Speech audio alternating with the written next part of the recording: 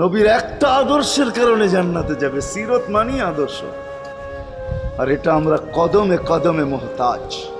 কেননা এই ছোট জীবনটা যদি গ্রহণযোগ্যতা পর্যন্ত পৌঁছাইতে হয় আল্লাহর কাছে, চাই নারী হই, চাই যুবক হই, চাই বৃদ্ধ হই, যেই মানুষই হই না কেন, যেখানেরই হই না কেন, যেই বাসারই হই না কেন, যেই বর্ণেরই হই না কেন, যেই পেশারই হই না কেন, যেই সোসাইটিরই হই না কেন, এই জীবনটাকে যদি গ্রহণযোগ্যতা পর্যন্ত পৌঁছাইতে হয় কার কাছে? দুনিয়াওয়ালাদের কাছে না, মালিকের কাছে, যিনি এক ফোঁটা পানির থেকে অস্তিত্ব দিছেন, যার কাছে আবার আমাদেরকে ফিরা যেতে হবে। পালানোর কোনো সুযোগ নাই। এই জন্যই কোরআন আমাদেরকে বোঝায় আইনাল মাফা। আল্লাহ বলতেছে কোথায় ভাগবে তুমি, বলো কোথায় ভাগবে? কবির কথাই সত্য, যদিও নাকি পালাও তুমি আকাশেতে লাগিয়ে সিঁড়ি, সিঁড়ি লাগাও যদি আকাশ